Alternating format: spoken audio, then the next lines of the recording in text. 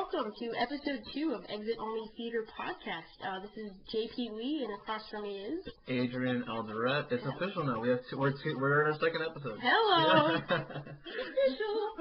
We only need like 13 more to be like a cable. I think if we're on Netflix, there's no limit technically. If we're on Netflix, we would never turn off. We would just stream for 24 hours to get the season all done. You would hear us all at once. Imagine what episode 13 would sound like. It would just be me crying in a corner. Yeah, I would have left by now. Yeah, he would have been gone. I hope you left the fruit that's on the table right now. Yeah, we're eating fruit as we speak. Please, we do apologize. Please forgive us if you hear any crunching or anything of that sort. No, that's not the fruit. I don't even know what that could possibly be. Yeah, so we're really excited about this episode because this is our animation-themed episode, so to speak. It's basically the impetus for the reason why we even wanted to do a podcast in the first place was we're both pretty obsessed with animation. Yeah. It's pretty depressing sometimes how many animated movies I watch from time to time, but we're going to make use of it. We're going to talk about some really cool things. Inside Out's going to be review. We're just giving a little bit of a kind of an update of what's going to happen for this episode. But I think we should get started with it may or may not be animation-related news and notes from the week. You want to kick us off? Definitely. All right, so here we go. So our first bit of news since we last talked to you guys.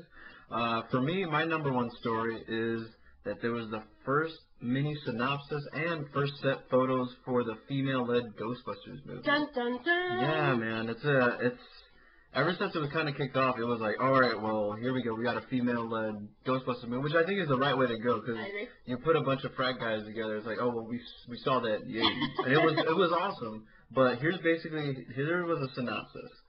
Wiig and McCarthy, which is Kristen Wiig and Melissa McCarthy, play a pair of unheralded authors who write a book posting that ghosts are real.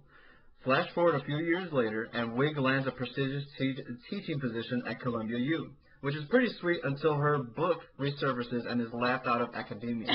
This is good. Wiig reunites with McCarthy and the other two proton pack-packing Phantom Wranglers, and she gets some sweet revenge when ghosts invade Manhattan, and she and her team have to save the world. Now, if you look at some of the set photos, and you can Google this, you look up Ghostbusters, and you will see, like, Kristen Wiig looks totally formalized, looking like a teacher. You see Melissa McCarthy totally looking like a librarian. But then you have Kate McKinnon looking like she's like the wild card. She's wearing, like, the weird jumpsuit. There's paint all over her overalls, and she's wearing overalls because, that's cool. But yeah, you see all these really cool set photos, and so it's really cool. It doesn't really have, like, the same look as the old ones where all of them are kind of wacky. But no, it looks pretty exciting. So that was my first thing. And they're actually shooting in Boston. So if you're in the Boston area, keep your eye out. We're only a couple of hours away. We'll have to check that out. They've been warned. We're coming. No, two things I noticed from what you said is that to send up to Columbia University, since that's where the original original three, I guess, were in the original one. And then the fact that having McKinnon do kind of some crazy stuff. I feel like she's sort of come into her own this season in SNL, and it's great that they realized, give her something to sink her teeth into. I think she'd really have some fun with it. Yeah, she's slowly becoming the new Kristen Wiig.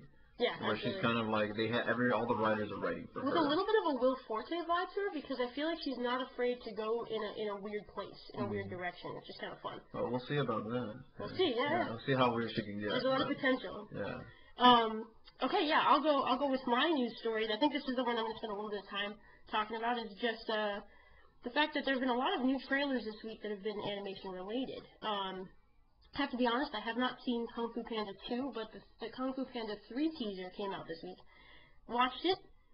Apparently, I don't necessarily need to know what happened in the second one. I feel like they do a good job of making it appealing to everyone. Yeah. But the thing I liked about it is Bryan Cranston is going to be playing the father. He's in it. Oh, he's in it. Yes. Oh, so the dude from Breaking Bad. How about that? The dude from Breaking Bad. He's staying busy. He's got a lot of other projects on the side, but it's good to see he's kind of. It looks like he's going to rejoin his comedic side a little bit. So.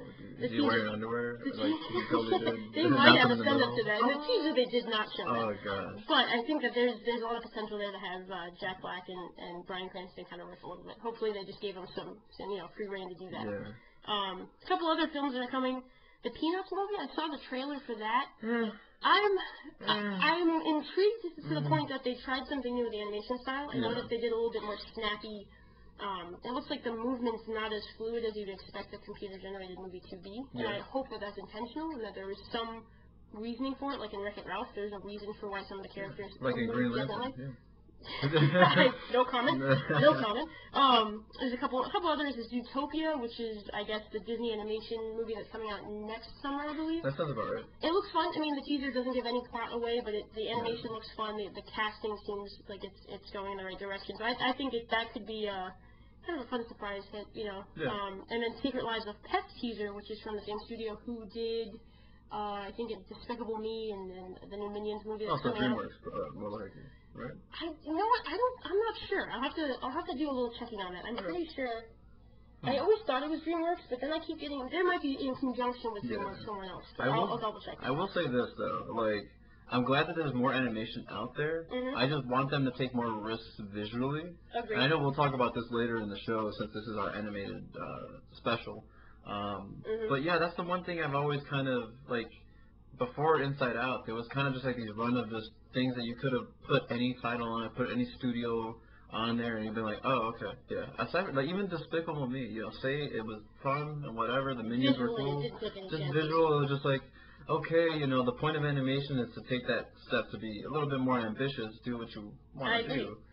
But yeah, they didn't really do that. I think it's Illumination is the production company. Interesting. I don't think I've heard of them. And I'm pretty sure they're also in conjunction with Despicable Me. They have similar style. But that's the thing, is you're right. A lot of Disney movies have a specific look to them. It's almost an intentional branding. I don't think a lot of the other companies have really figured out how to do that yet. Yeah. That's kind of like the secret sauce that makes Disney work, I think. But yeah. So just in short, there's a lot of exciting movies that could be coming out next year, next couple of months. So let's kind of keep our eyes peeled. Maybe if you guys want to check them out, we'll post them on our sites. Cool. But yeah, your next news story. All right, so my number 2 story that came out from recently was the Indiana Jones sequel. And I know a lot of people, like, there hasn't been a lot of news about this, but there have been rumblings since Guardians of the Galaxy came out. Obviously, Chris Pratt's probably one of the more bankable comedic/action stars out there. Yep. And after that movie, and after people were like, oh, well, let's see what he does with Jurassic World, now he's knocked that out of the park. Absolutely. People are now, the rumors are starting to heat up again and say, hey, is Chris Pratt going to be Indiana Jones? Because there were a lot of rumors going around saying, oh, he was brought in, they're interested in him, that he's the #1 guy. But recently, producer Frank Marshall, who produced Indiana Jones Kingdom of the Crystal Skull, and still works with Kathleen Kennedy, who's head of Lucasfilm right now. Yep. And again, you know, if you don't know, the Lucasfilm basically still runs the Indiana Jones storyline because that came from the original Lucasfilm. And basically, he came out and talked to the site Slashfilm, and he basically said, yeah, I mean, we've had no discussions on Indy 5 to date. And that's a quote. And that's interesting because to me, that seems more like him trying to just block out stuff because, let's be real, ever since Lucasfilm was bought by Disney, Disney's like, all right, let's start revamping everything. Because the reason why there was really nothing being made at Lucasfilm was because George Lucas was, you know, at the end of the day, he was the one that said yes or no to anything. Right. So after the Star Wars stuff, he was more focused on Star Wars Rebels, Clone Wars, some video games. Star Wars Live, yeah. And Steven Spielberg basically was pounding at the door saying, dude, let's make another Indiana Jones. And he finally was like, all right, cool. And he kind of wrote this half-assed screenplay called The Crystal Skull. I pretend that does not exist in the it's canon of Indiana Jones. Yeah, it's disappointing. But at the end of the day, now that Disney has everything, they're like, hey, let's have imagination again. Let's do this. Let's just put stuff out there. They're definitely doing this. And this is my opinion. They're doing it. They're gonna do one. Like, you don't. They have to. Yeah, you don't rush, like, I'm not saying they rush Star Wars, but you don't blitz the Star Wars train and then not at least start kicking the rocks around saying, all right, what's going on with Indiana Jones? Absolutely. The rumor that's still undetermined is if it's going to come out in 2018, but I still think it's going to happen. Whether or not it's going to be Chris Pratt, we don't know. After seeing Jurassic World, I think it should be, but we'll see. But that's something that you should keep your eye on for probably. You never know. Comic-Con is coming, and Lucasfilm is pretty much taking over that because Marvel's not going to be there. We may get an announcement. You never know. 2018 is not that long ago. I mean, not too long from now. So just keep your eyes peeled, and listen to us and watch our Facebook feed and Twitter feed, because the second that comes out, that's probably the biggest news story since Star Wars was announced. Yeah, absolutely. But yeah, so what's your next story? My next story is actually just short and sweet. It's something that I want to put on people's radar. It's a film called Extraordinary Tales, which is a film that is sort of an anthology film that illustrates 5 of Edgar Allan Poe's best short stories into animation. Just got picked up for North American distribution in October. It includes a couple of cool voices, Guillermo del Toro, Christopher Lee, and apparently one of his last actual works. Yeah. Not to keep harping on Christopher Lee, but also there's some archive recordings of Bela Lugosi for all the old 50s Whoa, and 60s. Yeah. Fans out there. So it's a cool concept. It hits theaters in October allegedly, so it could be a fun thing to do around Halloween. I'm a big fan of. Especially with animation, you don't get really a lot of opportunities to do horror. Yeah. So it'd be kind of cool to see what they do with it. I feel like it'll definitely be, still PG or something like that. But you can take some chances in that kind of realm in animation. So I'm kind of looking forward to that. If they go, like you said a great point right now, that horror is not really a subject or a genre that's really touched on with animation. It's hard to be convincing. It's hard to be convincing, and it's also a risk they're not willing to take, because when you unfortunately, a lot of animation is thought to be children's related. So they're opposed. They're opposed to doing it, because they're like, if you're going to do it, it has to be very, like, like, I used to watch with my brother, there was a show called Spawn. It was adapted from a comic, a really dark comic that used to run on HBO, and it was animation. And, my parents would let us watch it because they thought, oh, they're just watching cartoons. But there was nudity, there was blood, there was like really graphic stuff on there. So that's one big reason why major studios are like, look, we would love to put out an animated feature that's horror related, but it can't sell it. It's gonna go straight to DVD. But that is, if they do go for it, and if they do it in a Guillermo del Toro kind of style, where you could dress it up, like if any of you guys saw Pan's Labyrinth, like you could totally do monsters and kind of like a really creepy storyline and still hit the chords the way a Pixar would.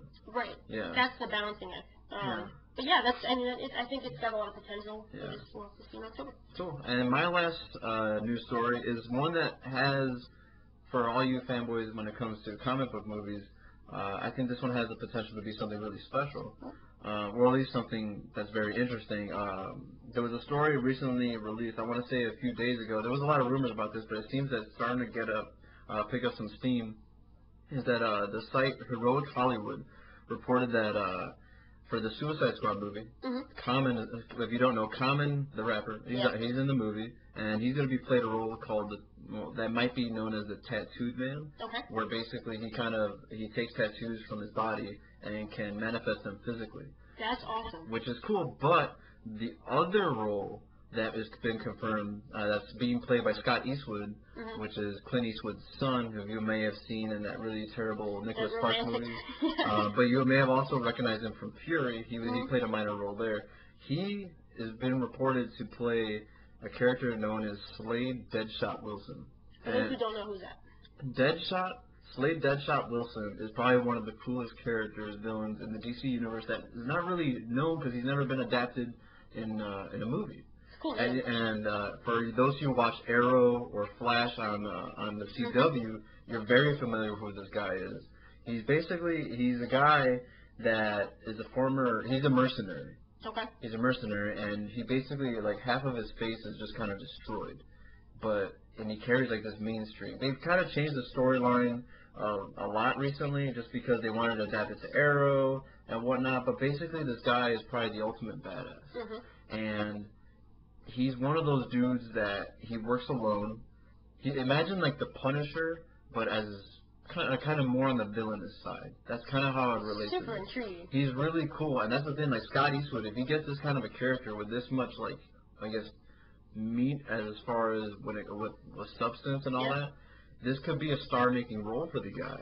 Because he's never had that. Like, it's against type, especially because you see he doesn't really have a type right now. That's the funny thing. It's just he's kind of always been on the radar. I remember a few years ago when I used to work as an extra on Chicago Fire for NBC, when they announced, we're going to make Chicago PD, and he was one of the guys on there. And I was like, I never even knew this guy existed, to be honest with you. And like now he's starting to be teased for roles like this.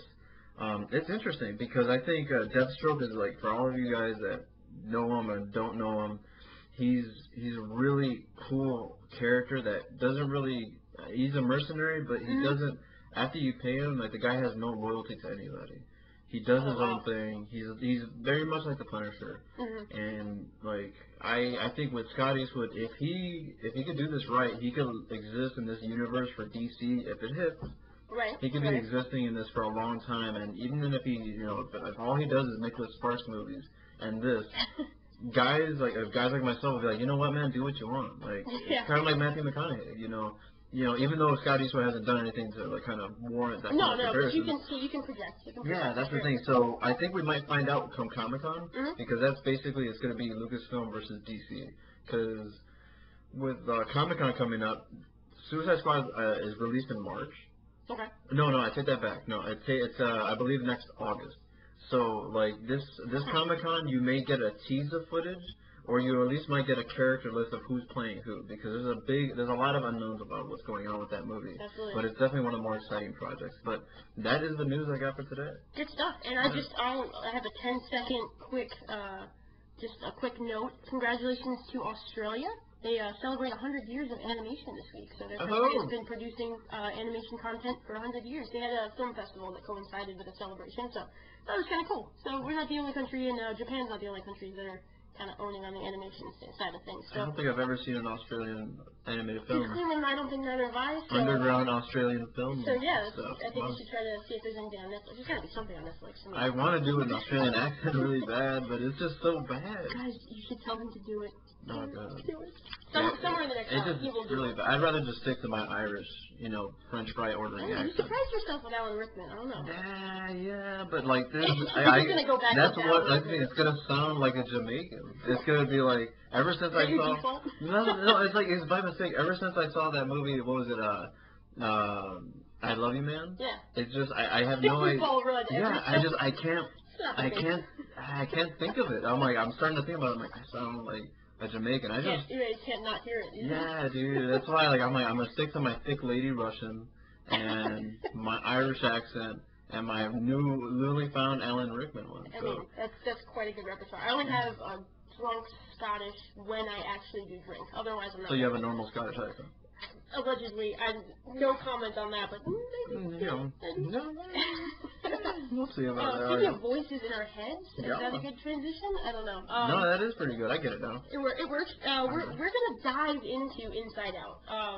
I've been excited about this movie for, I think at least the last couple of years. I read the book Creativity Inc. by Ed Catmull, and it explained just the premise of this movie, and just hearing what they were talking about in meetings sounded impossible to pull off on a big screen. So I was excited, I was intrigued, I was a little skeptical, which is always good with a Pixar movie.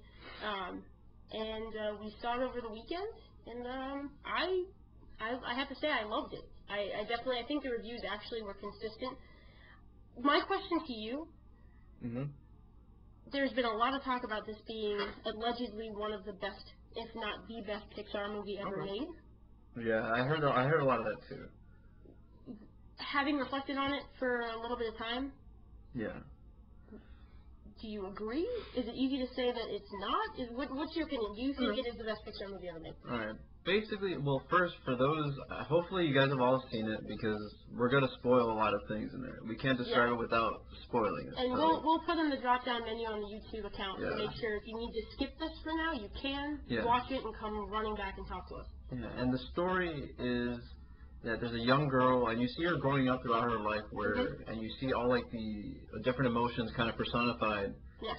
And you have joy, you have sadness, you have disgust, you have anger, and you have fear. All of them beautifully cast. Like Amy Poehler, man, I just love her, man. She's so awesome. You could just see, it seemed like the animators. She plays Joy. Yeah, absolutely. You can almost feel the animators are just giddy at the fact that every word that came out of her mouth was just an opportunity to give her some kind of movement. It just seemed like every syllable she said, she was dancing every time she talked. It was awesome. And throughout her youth, Joy is basically the one kind of controlling her mind. Not necessarily controlling, like, oh, you're only going to feel joy, but that's the only emotion she really predominantly felt, like all of us do as kids. Absolutely. We always are either we're mostly happy because we don't know any better. Exactly. And blissfully unaware. Yeah. Wish we could return. But all that changes when her and her family moved from Minnesota to San Francisco. Mm-hmm. And that's when things start getting rocky because they move into a very kind of a lower quality house. Yep. And dad's always working. Mom's kind of trying to keep everyone in the same mold as the way they were in Minnesota. Right. Both parents are very distracted for obvious reasons. And the young character is trying, basically the same, trying to keep it together too. He's like, all right, and Joy's like, all right, let's try to find the positive. Let's try to find the positive. But she finds herself that sadness is starting to get a little bit more, I guess, ambitious when it comes to like touching things, and that's kind of being fed because of the character. So it's like, I don't know, I always feel sad. I just want to touch things. No, it's a good point. And I was concerned when that first started happening. I'm like, why are we forcing the sadness storyline? Like you just said, it's a very good point. Is they didn't necessarily have to explain that her being more comfortable to kind of come closer and start becoming the main, maybe not problem, but start to become a more important part of the movie. Agreed. It was just because Riley, the girl, was starting to understand her surroundings. They weren't as comfortable as they were in Minnesota. Yeah, and what happens is that the core memories play a big role. Every memory is basically basically manifests itself as a marble. Yeah. And it's kind of like when you swipe, you could play it kind of like a phone. You just swipe it and it plays the video, and you replays the memory. And all of them are a certain color because they, like for instance, they're bright yellow to signify joy. Yep. And when sadness touches them, they become blue.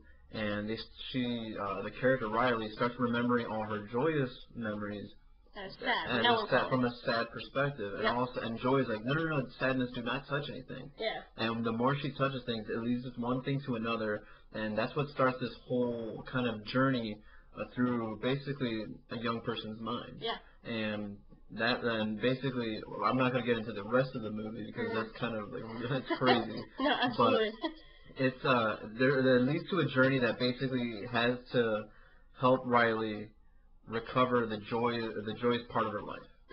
And through that, she kind of realizes that it's not as easy as it seems just to feel one emotion. Right. Yeah. But no, to answer your question, I believe that this is probably the most difficult movie they've had to make. I agree. And like you could do a Toy Story movie. That being said, like Pixar is amazing at what they do. Like you always say that they're the best studio in Hollywood. I've been saying that for years, and they find the balance between pushing the envelope technologically, but also keeping in mind what's most important, which is a very compelling story. And in the context of this movie, I would say that the animation itself didn't need to be overreaching. It was definitely telling this particular story, I think, is what made it probably the hardest Pixar movie to pull off. It's really difficult because it's not so much about the subtext or anything like that. Like, it's pretty clear about what they're going through from what they wanted to do. Yeah. Like, it's pretty, I don't want to say complex, but it's very difficult the way they were intertwining all the characters. Because they don't just represent characters, they represent parts of your mind, parts of your emotions, your personality even as well. Yeah. And how that kind of gets formed, destroyed, or altered through life experience. And I kind of want to break it down from 3 ways. Okay. The first one, from animation. I thought it was beautiful. Like the opening shot when Riley's being born and you get the close-up of Joy and you see how she kind of looks like almost like Tinkerbell does. You can see the texture. And it looks really beautiful. And I wish this movie, we didn't see it in IMAX. I don't know if it was available in IMAX, now that I remember. I know it was in 3D. I'm not sure. It would have been really cool to have seen that in 3D because that opening shot would have been worth it alone. I would have paid the $10 extra bucks or whatever, how much it would have cost. Well, it was free for us, so thank you, Walt Disney. I thought that was really cool. And my favorite sequence from an animation perspective was when they went to the little box of abstract thought, trying to get a shortcut trying to get across to get to the train to go back to headquarters. That was really cool because they would go, they're like, oh my god, we're 2D now. It's like, oh my god. And then they turn into like some weird cubic shapes and whatnot. And then they turned into like just straight up flat stuff, and it looked really cool. I'm like, that to me, with just little things like that, I thought that was awesome. That was really ambitious. The second way I would grade this is obviously from a story perspective. Mm-hmm. I think I read someone else's take on this, and I couldn't agree more with it. Like, the best character in the movie was the one that didn't actually exist in the movie, and that's like there's no villain.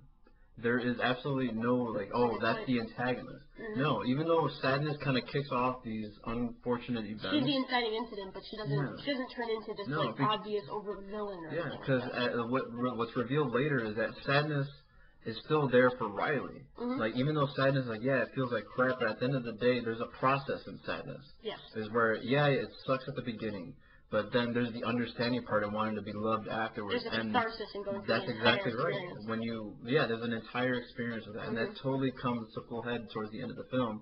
And I thought that was beautiful. That was masterfully done. Absolutely. And because it's easy to go with the American way of making movies, where there's a good guy, there's a bad guy, kind of like with Jurassic World, where you have sexy dude with uptight girl that if she loosened up and totally just like unbuttoned her shirt a little bit and ran in her heels, she'd be totally cool. She literally does all of them. Yeah, so it was very unconventional. Yes.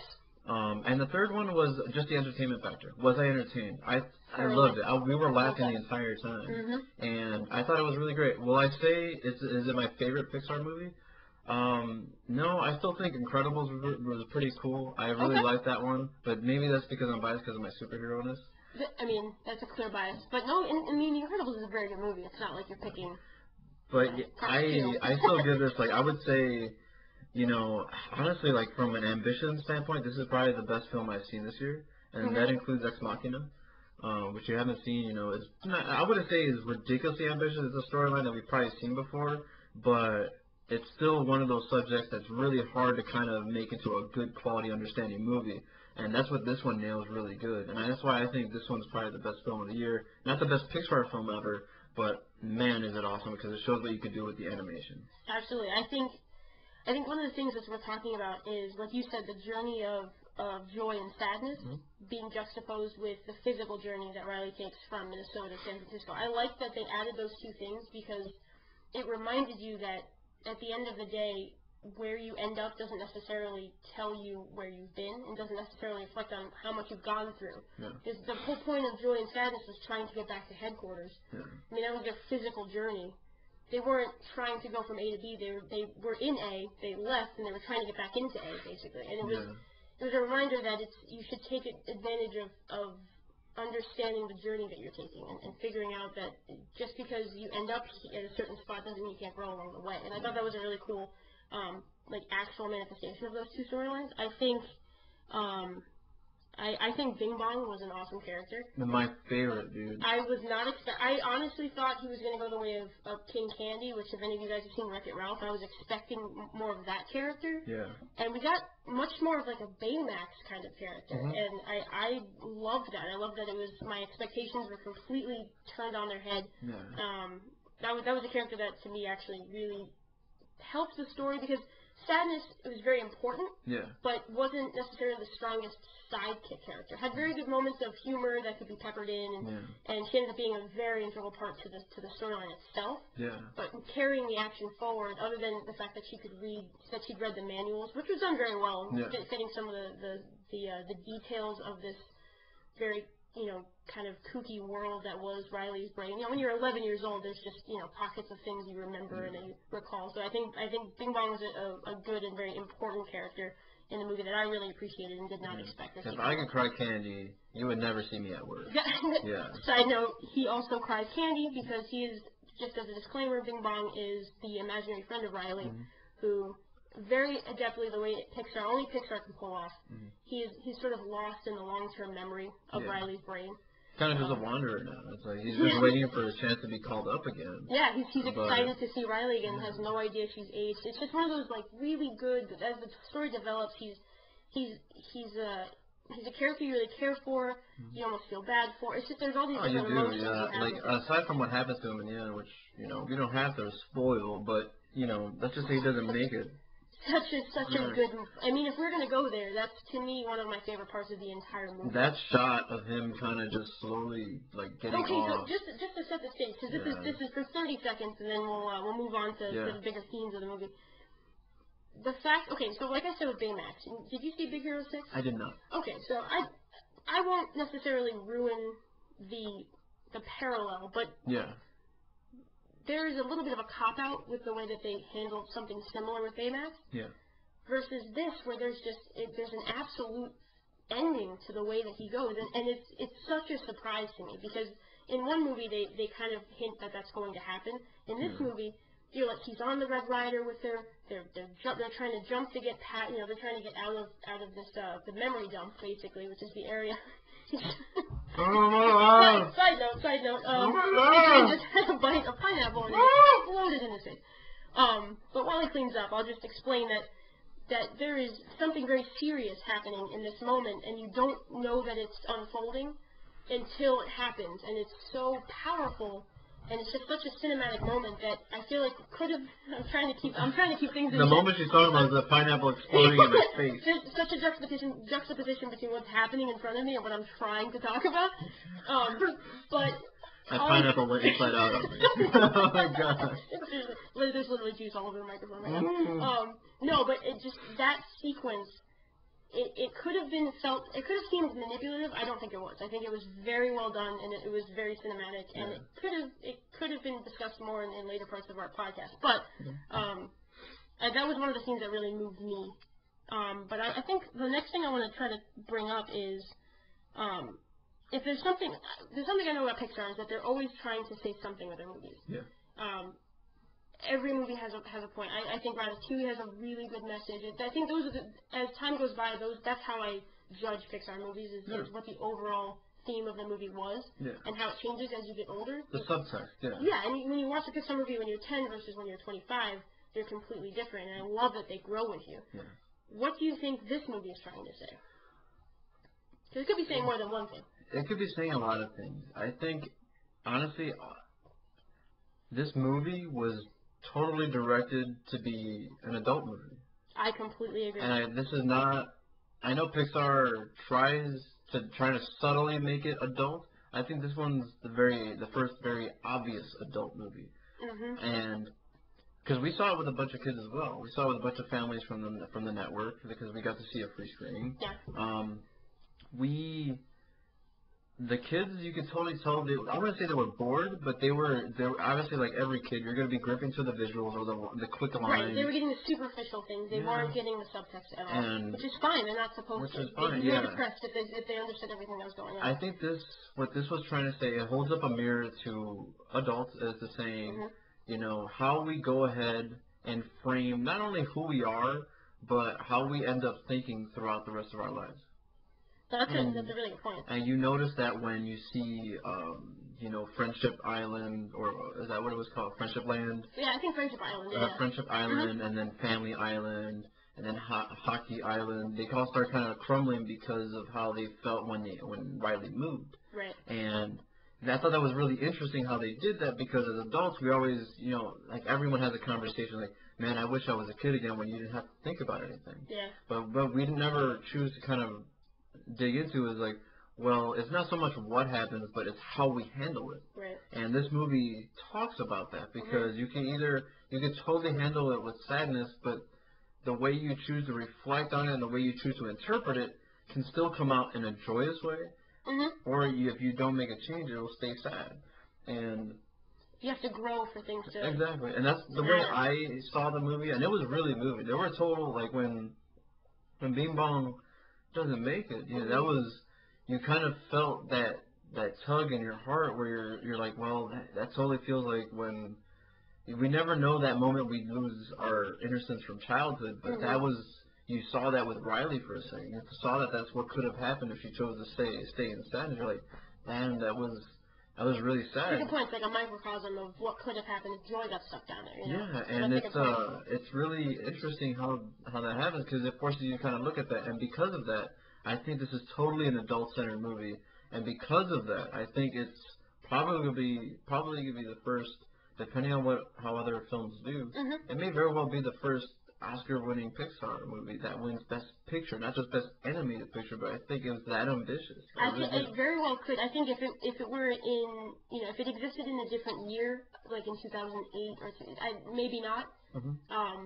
But I think, and of course, the Oscar bait quote unquote movies don't come out for a little bit of time. I think the Grand Budapest Hotel is the only movie that hasn't come out in like September or later that's actually had any buzz. Yeah. But there's a lot of time to tell, but this movie carries themes that I think no other animated movie has even tried to do, let alone successfully pulled off. And like you said, it being an adult movie, I think that's why the animation had to be overtly playful, because we've seen Pixar movies that are almost like real, like Finding Nemo, the water. They had to pull back, they had to scale back on the realism of that, because people couldn't tell the difference. You can say the same with Wall-E, and that's why that one didn't get nominated, because even though it was a very great picture, it was.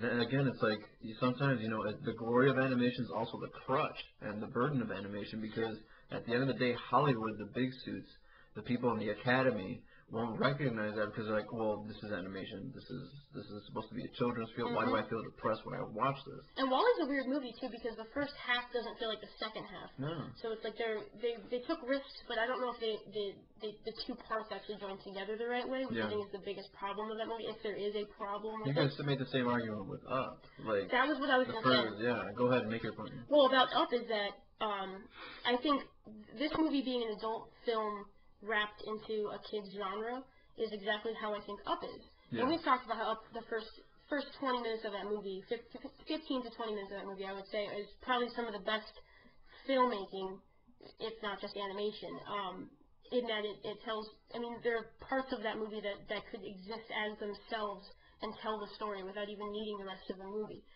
With that being said, though, that Up carries all of these really heavy themes of loss, of missed opportunities, of taking advantage of the time you have left. Things that are really, really interesting themes that happen to people who are much older than children. Yeah. And they wrapped it into a storyline that, like you said, we were talking about Doug and the Carl and a couple of the other characters felt as if their lines were meant only to make sure the kids stayed in their seats. Yeah. Whereas I think this movie improved upon that. There was no wasted character. No, everything served a purpose. Yeah. And even if disgust, fear, and anger were, say, lesser to the story as a whole, the way that they were in headquarters and what they said and what they did, it moved the storyline of Riley along as well. So there's every person in this movie had a point, and they didn't have to downplay to anything for kids, and they didn't have to sacrifice anything for the adults. Everyone, I think, was fairly pleased. I think they definitely catered to the adults a little bit more, but I don't think the kids suffered for it. Yeah. And I will say that, like, given that we said all the things that we just said, but this movie is still hilarious, man. So funny. Hilarious. Like, one of my favorite scenes, and you've seen it in the trailers too, is when we go inside the adult's mind. Yeah, absolutely. And we totally see the dad's mind, and like the mom's trying to get their attention, and like the dad's mind, you go inside there, they're like totally watching sports, and they're like, oh my God, the wife. Just look at us. What happened? What do we do? Do we leave the seat up? There's a guy on the watch. He's like, sorry, sir, wasn't listening. No, sorry, we weren't listening. And then like even like the really, really kind of intense scene where he and Riley are kind of going back and forth at the dinner table in that same scene. They found a way to squeeze humor in that. They were like, prepare the foot. Like, he's not listening, prepare the foot. And it was like they're about to ignite some sort of nuclear bomb. And you're afraid of something really heavy coming down. Oh, God, no, not the force. It was so funny. And the stakes are high, but you're still laughing. That's Pixar. And that's the thing. Like, I think Pixar, even though they work with Disney, they're the new Disney. Yeah. Yeah, like, we're going to go into, like, the classic Disney films later, but this is the new Disney. And they're totally doing this in a non-Disney way. They don't sing. Yeah. They don't have princesses. They don't have all these things. And that was something they said on the outset of Pixar, was that they were trying to do, not the anti-Disney model, but to see if they can pull it off without having to do so. And I think they've done wonderfully with all. And I think this is... Suck it, Disney. This is the apex. Yeah, this is... And respectfully. We love you. No, but it's one of the things where, like, the more I think about it, the more we talk about it, the more I love this movie. Yeah. And I don't mean to just gush over a movie. Like, I can't find any severe flaws. Let me just say one of my favorite parts, just to be a fangirl for like 30 seconds, was the fact that there's an entire sequence devoted to the fact that her dreams are created in a film production studio. That is right. I mean, they walk into Dream Productions. It looks like Warner Brothers. There's a studio lot. There's actors walking around. It's essentially what I hope my subconscious is doing. Because I saw that in the trailer. And you don't want to know the kind of movies that are being made in my head. Yeah, we're going to steer clear of that. For me, I'm just making more and more Pixar movies in my head, where he's probably making a dark DC movie or something. They probably wouldn't be shown on any network. Probably not, but hey, they're probably really good. No, they're probably not. They're all on Reddit, I'll say that. No, it's too funny. No, but I think and there's a whole sequence with that I think that's worth saving for anyone who wants to go see it. Just how they have to wake Riley up, and how just you have to think to yourself what wakes you up at night, and see what would unfold from there. So it's fantastic. I think the moral of the entire story is the fact that in life you will grow up, things will change, but it's okay to have bittersweet recollection for stuff. You know, it's similar to how Jesse is in Toy Story 2. You know, things will happen, people will change, you will lose friends, you'll gain friends. It's just one of those things that happens. It's how you choose to remember things, and it's okay to be sad sometimes. It's a beautiful movie. If you haven't seen it, please go rush to see it. And I can't recommend it anymore. I really feel that this is something that if this was like, I would say like this is better at an attempt of understanding the mind than maybe something like Inception was. Agreed. Because it's not as manipulative. Inception requires a lot of devices and a lot of leaps of faith. There were a ton of devices. And even though it's still an exciting film, of course. That's the kind of film that this is. I'm comparing it to something like Inception from a filmmaker like Chris Nolan. Yeah. And then all of a sudden you watch this movie, and I think you totally get a better understanding of how we frame our memories, how we frame our thoughts, what we choose to remember, how we choose to kind of try to understand everything and try to attack everything. And I can't agree with everything that you said enough. This is a total must-see. Like, I'm totally for going to see films in an opening weekend when you're excited to see it. So hopefully this prompts you to go see this as soon as possible and see the next movie, whatever it is, as soon as possible. Absolutely, and I think if you have an opportunity to see this movie in a crowded theater with families, I think that's the best balance, because you'll hear the kids laughing at the parts that are supposed to be funny, and you'll kind of feel and hear the parents kind of quietly crying, because it carries everything, and it's fun to be in a theater with that kind of audience. So Inside Out, go run see it. Fantastic. All right. So now we're gonna get into like the really cool part of our show. So like we said before, this is the animation-centered show, and the reason we started this podcast was because. And this is kind of how I met Jen for the first time. We were working we were editing a piece, and I remember it was like any awkward edit session. Basically the way the edit sessions work is I sit behind Jen, not directly behind her, but like diagonally behind her, and I kind of tell her what to do or how I would like to see something done. So I come in a total dark room, like, hey, what's up? That's cool. And I forgot how we got into it, but then I remember I'm like, oh, so have you seen any movies lately? He's like, oh, well, I saw. I forget what animated movie you saw. I was like, oh, have you seen? Yeah, I remember I suggested, well, you've seen Strange Magic? She's like, oh no, which one's that one? I'm like, that's that George Lucas one that he's been kind of holding close to his chest for a long ass time.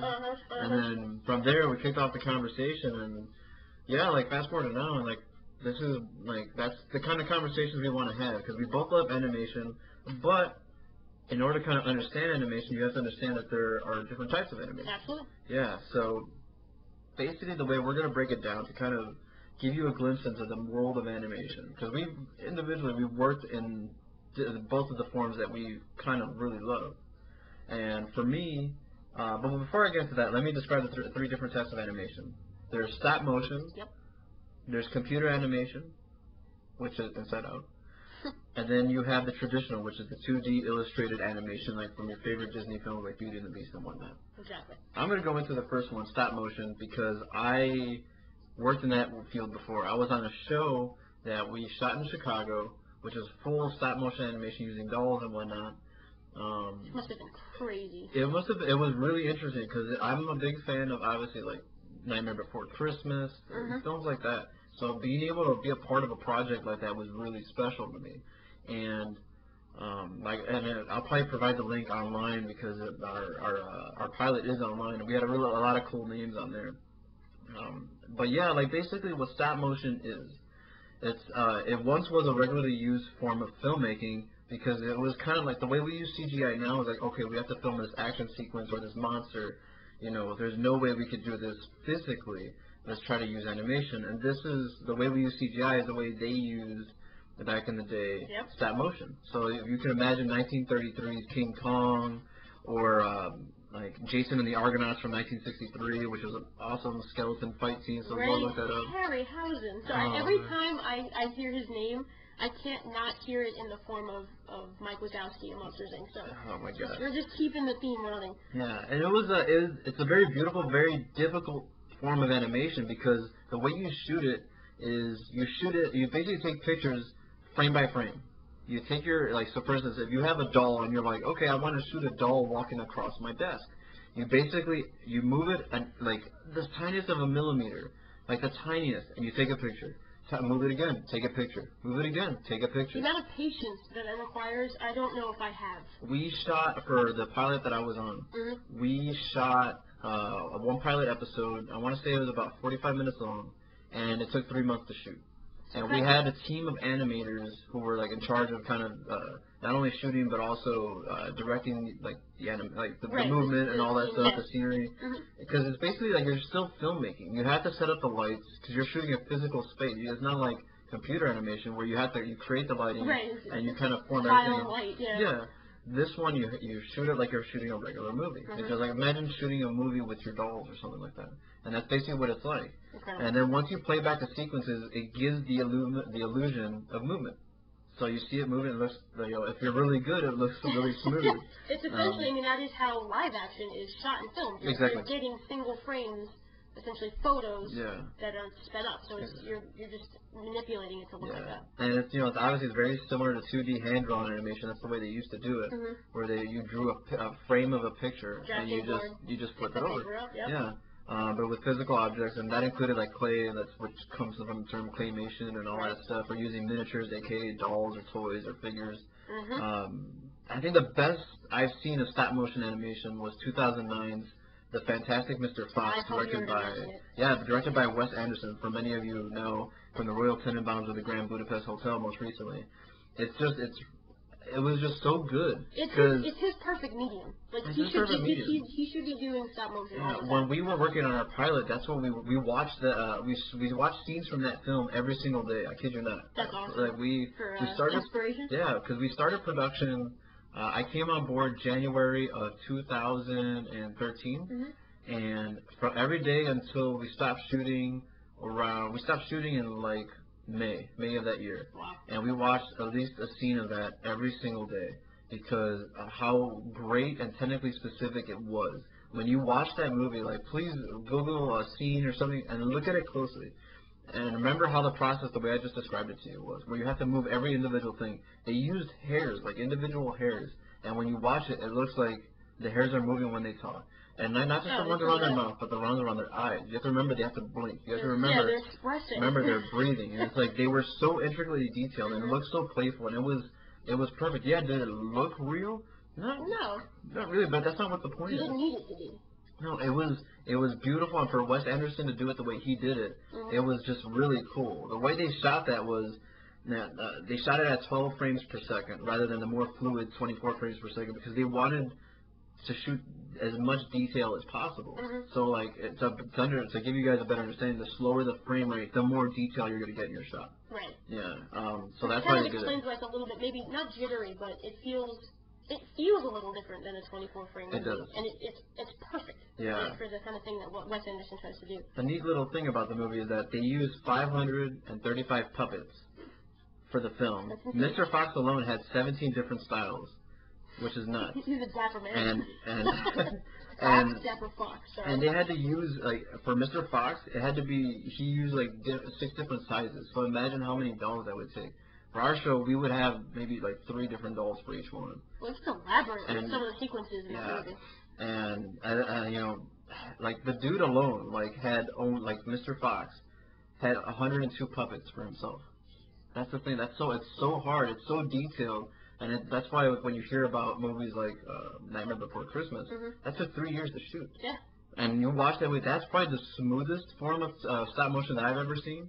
And it's 20 years old. And it's 20 years old, and it's amazing because Tim Burton didn't direct it, damn it. Like everybody assumes that Tim Burton was a genius. Like, look, he's a great director. Yeah. He produced it. He brought it to Disney, and that's why I read up a little bit on that. He brought it to Disney before he'd done anything else in terms of like Beetlejuice or anything like that.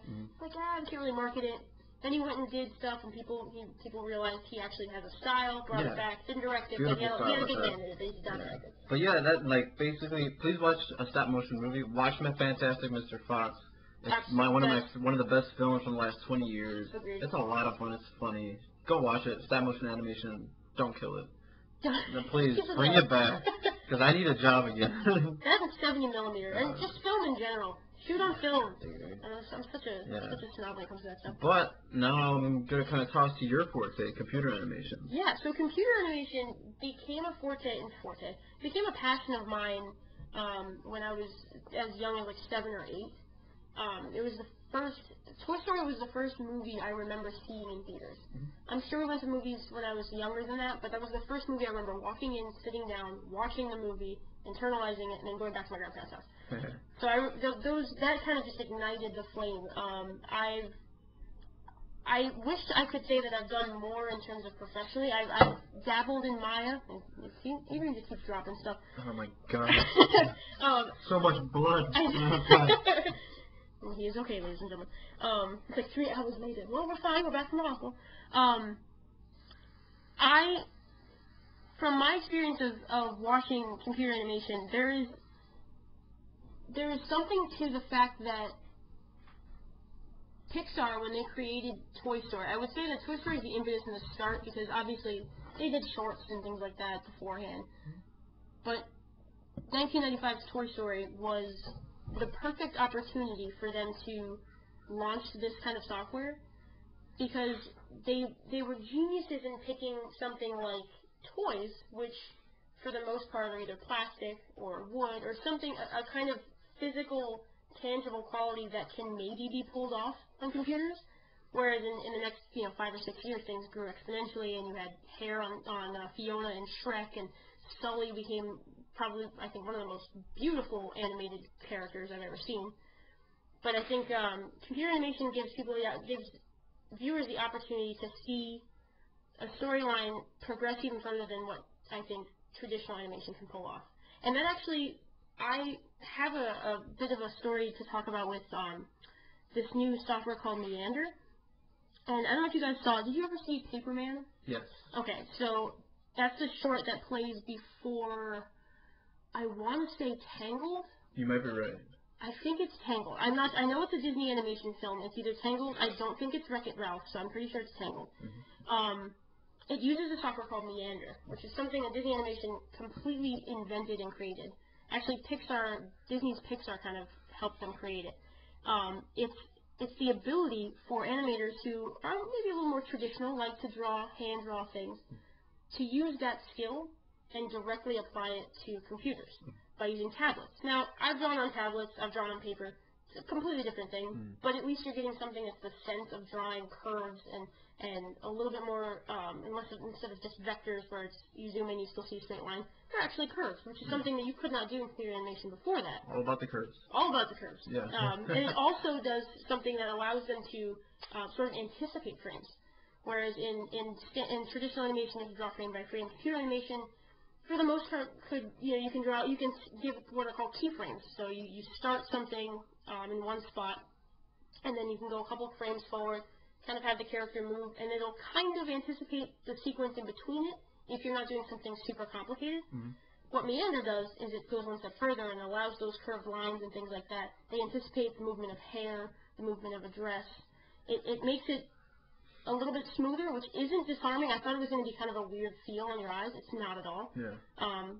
But it gives the benefit of doing subtlety, which is what I think traditional animation does best, but also you can do sweeping camera angles and things that I don't think you could ever physically pull off in traditional animation without feeling like there's a little sense of like, oh, it's a little jarring. You can see that one frame wasn't perfect, so you can feel it, but you're disconnected. And that's, and in my opinion, like, that's one of the coolest things, because that changes filmmaking. Absolutely. It absolutely changes filmmaking. As an aspiring director, I can tell you right now, like, when you try to imagine to shoot a scene, you're like, all right, well, I have to shoot from behind this angle, behind that. If you're in the room working on that kind of production, you say, let's put him here. You could go into angles that maybe a normal camera wouldn't be able to capture. Yeah.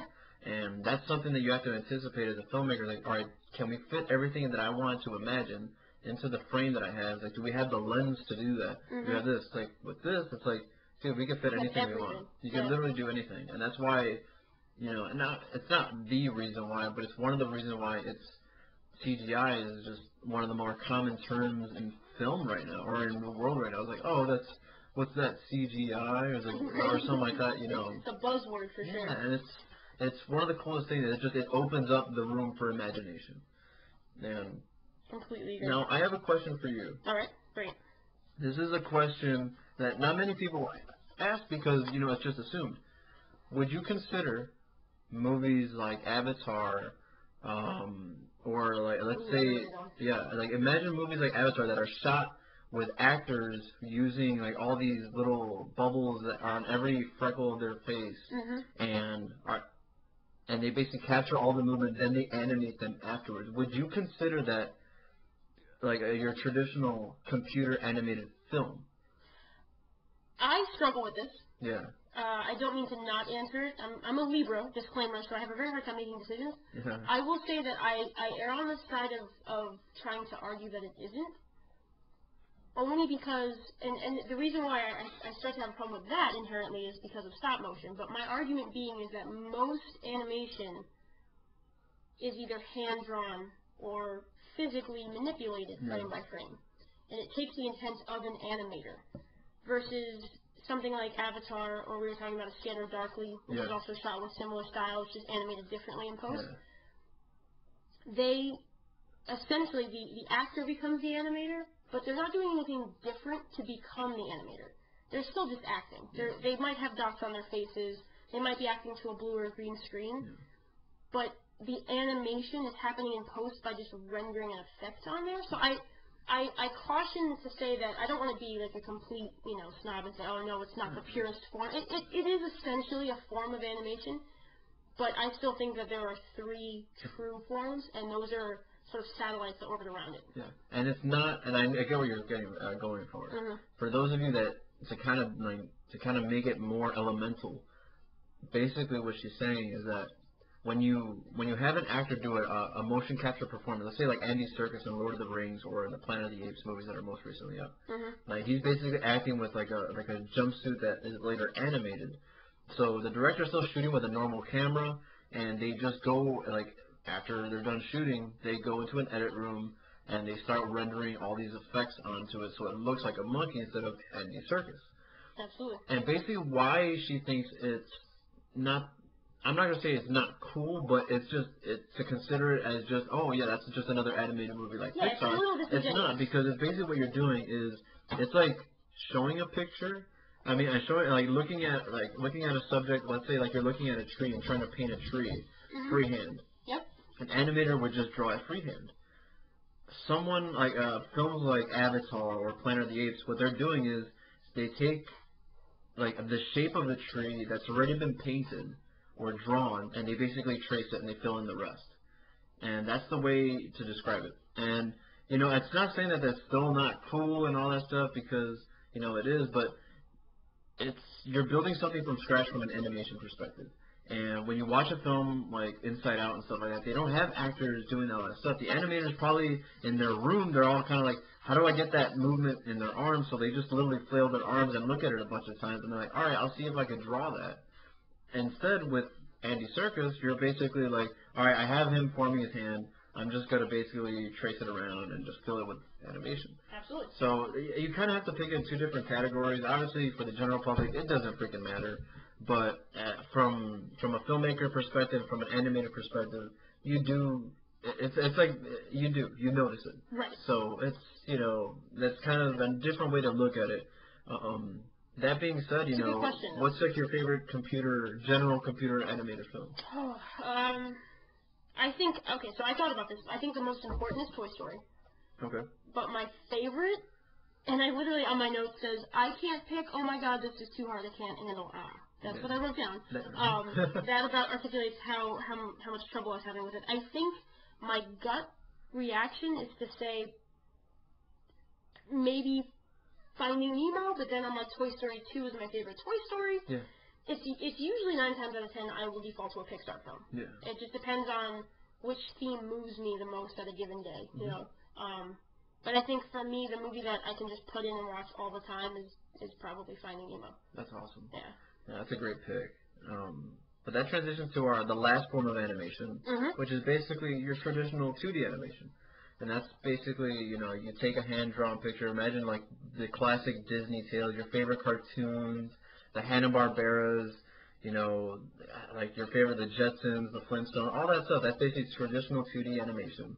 And personally, it's my favorite form of animation. I love stop motion. I think it's a very difficult form of filmmaking. But 2D animation is classic. Like, you watch, that's why I have a hard time like loving a lot of the computer animated films over, let's say, something like Beauty and the Beast or some of my favorite anime films. Right. Like, it's just to me, it's like it just doesn't compare because I think the look, I think it's just a taste and look for me.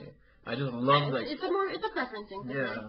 But, you know, it's just, like, you don't have to run through the history. Obviously, you know, Walt Disney did not invent the form. But that being said, Steamboat Willie, like a little quick trivia fact, Steamboat Willie, which basically made Mickey Mouse and Walt Disney cool, was the first 2D animated feature to have fully synchronized sound. So so that's why that's probably one of the first ambitious things Walt Disney did with filmmaking. First of many.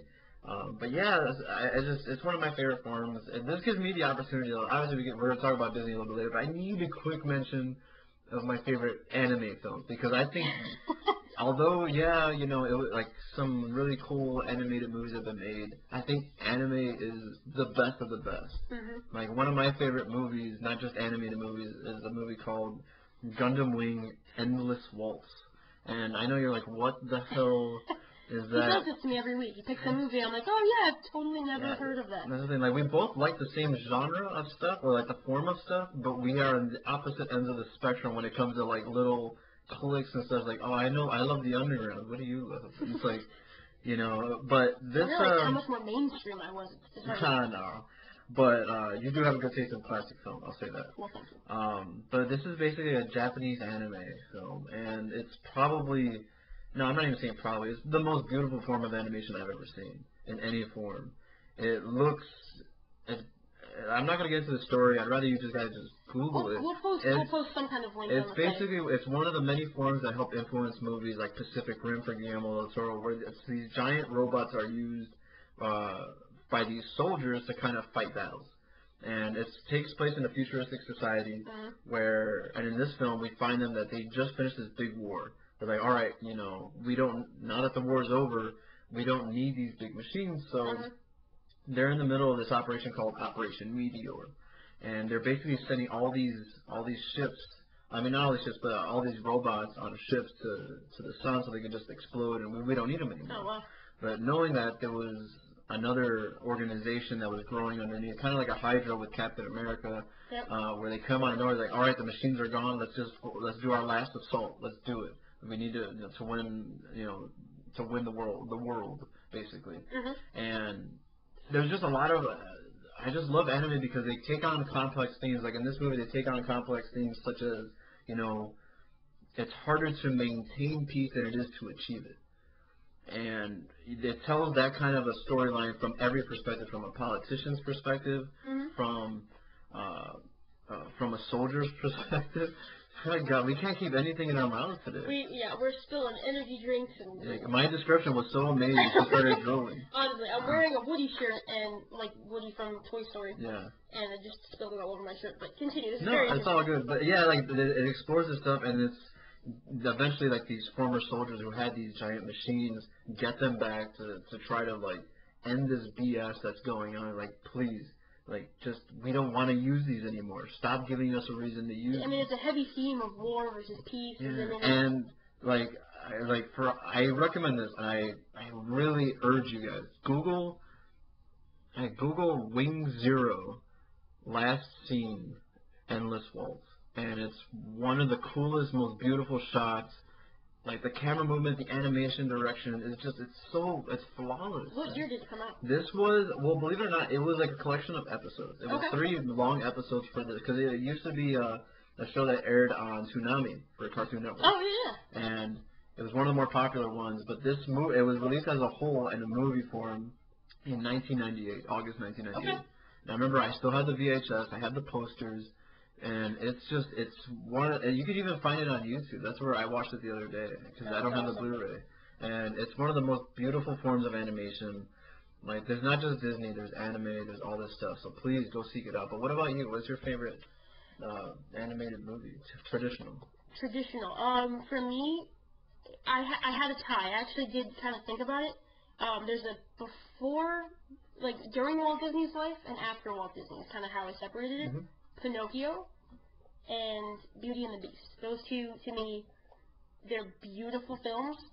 They carry fantastic themes. I relate a lot to Beauty and the Beast. Just Belle being a relatable character. I was like 7 or 8 when that came out. So just things in my childhood that I appreciate about that movie, and the fact that it actually was nominated for Oscars and things like that. So, and Pinocchio, the themes of honesty and may your conscience be your guide.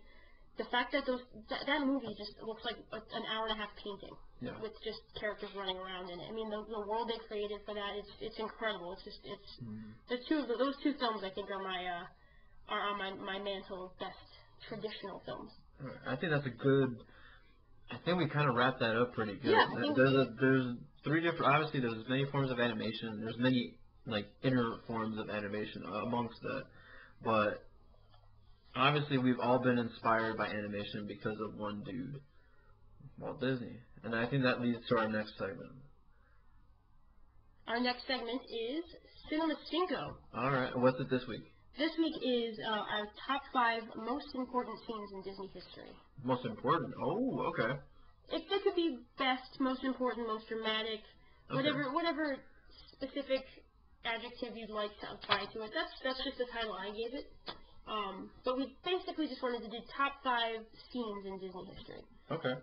Most memorable. They can be funny. They can be sad.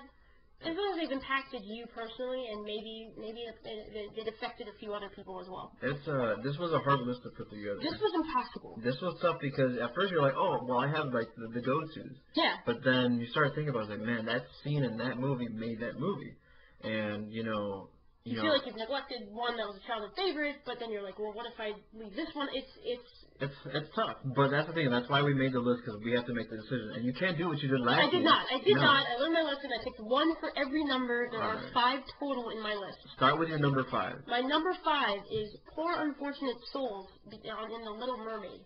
Oh. With Ursula. So this movie, the theme, we talked about this a little bit earlier, the themes of this movie to me, as a kid, I loved the colors, I loved the music, and it was, la-di-da. But when I got older, I was confused as to what they were telling me to do as, from a woman's perspective. Should I change for a man? Should I continue being myself? Those were like kind of opposed to how I was personally. And as I watch it more and more, I'm trying to figure out if there was just a commentary to that versus whether or not it was actually telling me to do that. It's kind of like the struggle I have with that movie. But Poor Unfortunate Souls, that sequence is 5 minutes of just animation heaven. So the character of Ursula is actually modeled after the drag queen Divine.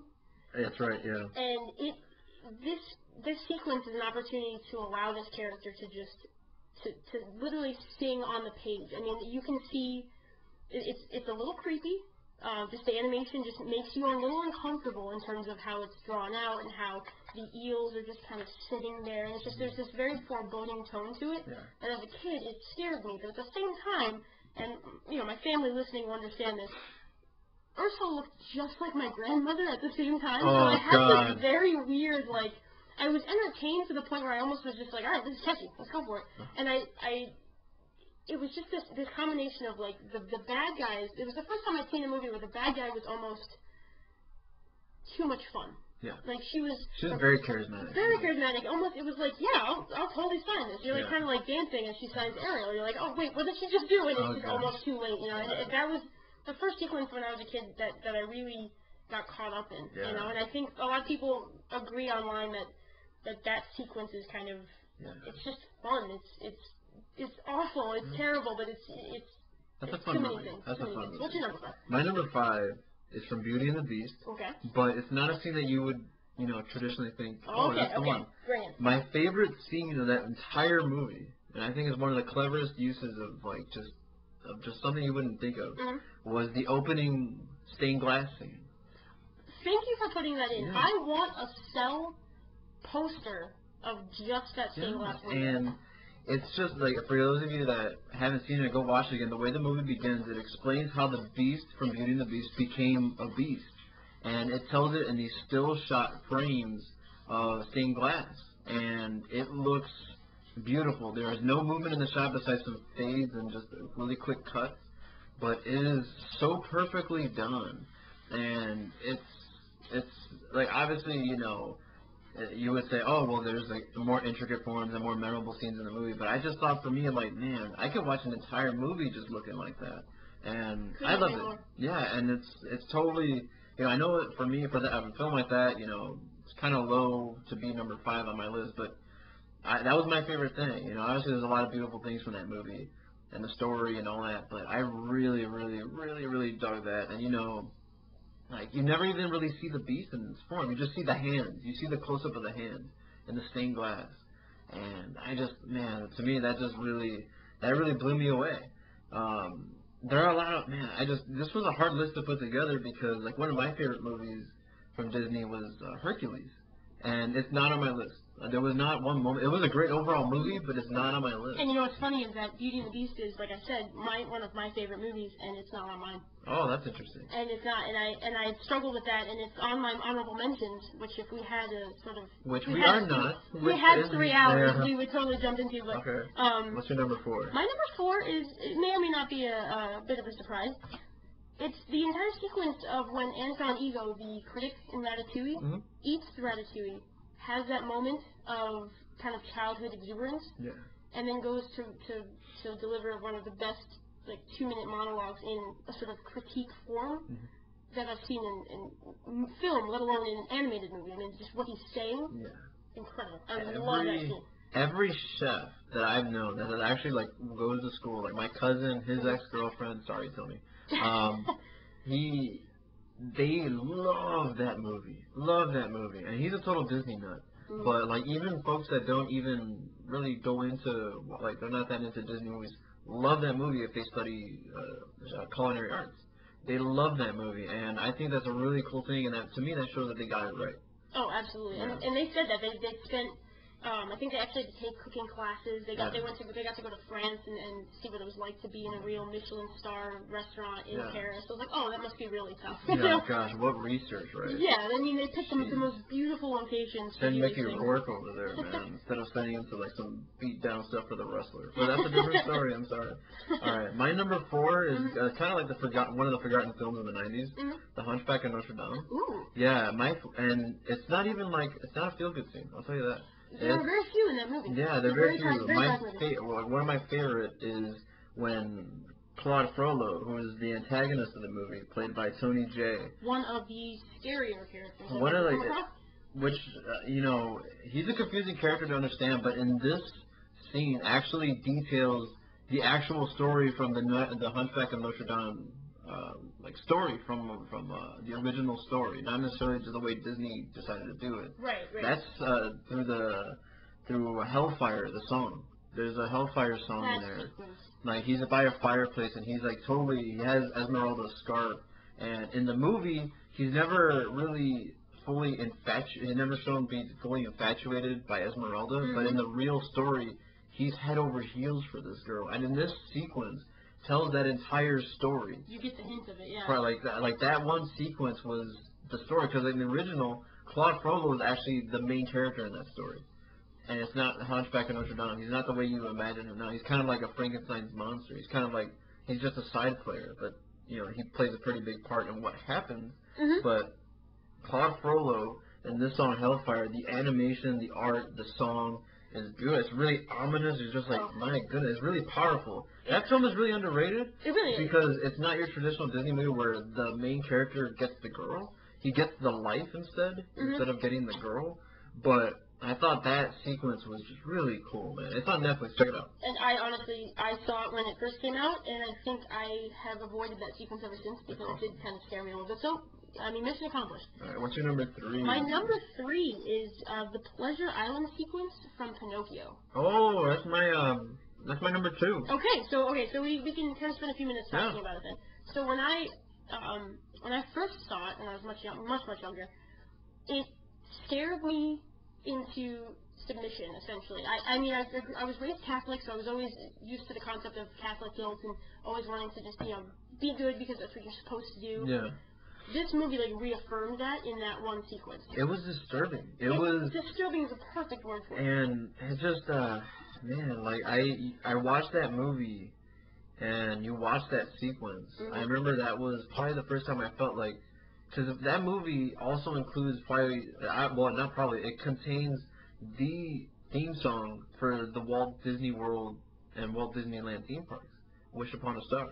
And then you get to that sequence where you're like, that song came from this movie where this happened, and it's really disturbing when he transforms into that basically transforms into an ass, because he literally made an ass of himself. It just slowly develops, and just the way that they're smoking cigars, they're just doing things that kids shouldn't be doing. Basically everything that we did in college, and luckily we all made an ass of ourselves later in our lives. And that's why we were doing the podcast. Yeah, but no, that was one of the first scenes that I saw as a kid that I just really felt uneasy. I was like, man, why do I feel like you don't ever want to break a rule ever again? Oh, yeah, lesson learned. I mean, they definitely got the point across.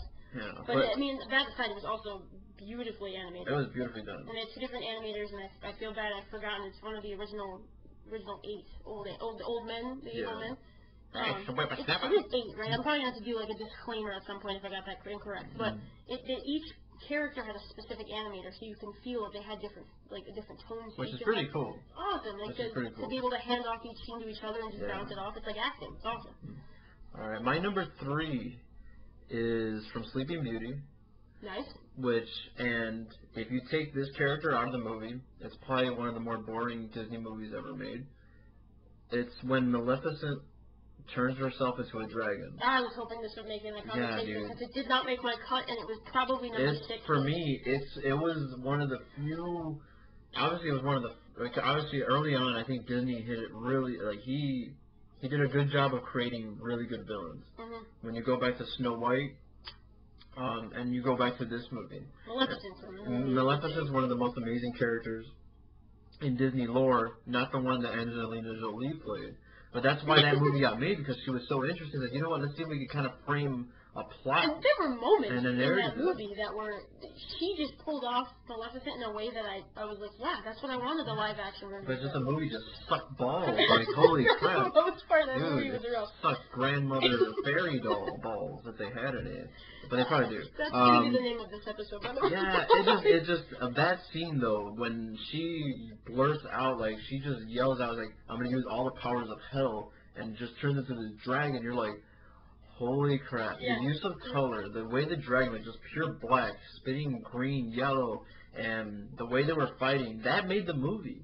If you take out Maleficent from Sleeping Beauty, it's not an exciting movie. Yes, they have a beautiful song, Once Upon a Dream. I think that song is probably like one of my favorite songs in the Disney lexicon. And the art design of that movie is incredible. The background design is really cool. Yeah. I always like watching the behind the making. Like, if you didn't ever own the Sleeping Beauty VHS, at the end of it, they would show how they made it, and they were always pushing the boundaries of trying to, like, okay, we're actually gonna have one background in the back and a painting style, and then we're gonna just use the characters individually. Yeah. And they did a really good job of that, but the story was kind of weak.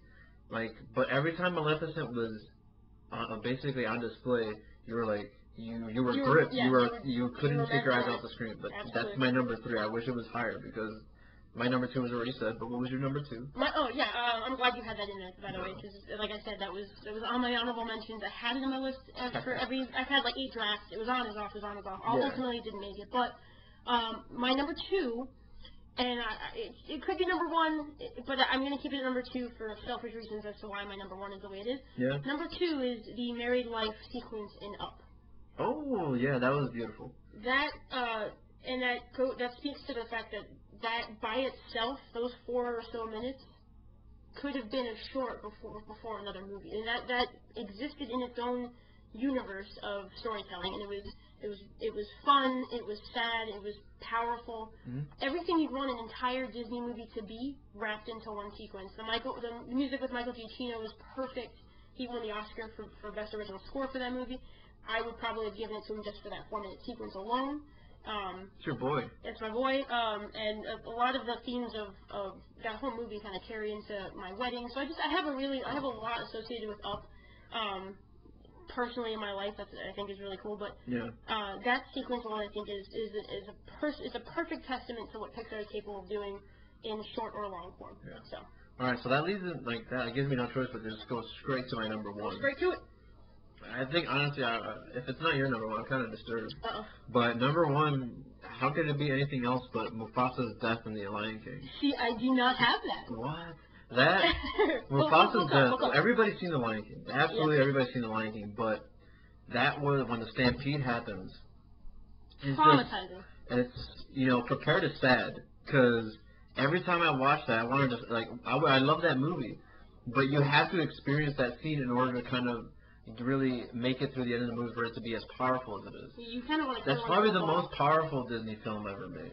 It really is. Like it's at least from the animation, from the traditional animation perspective.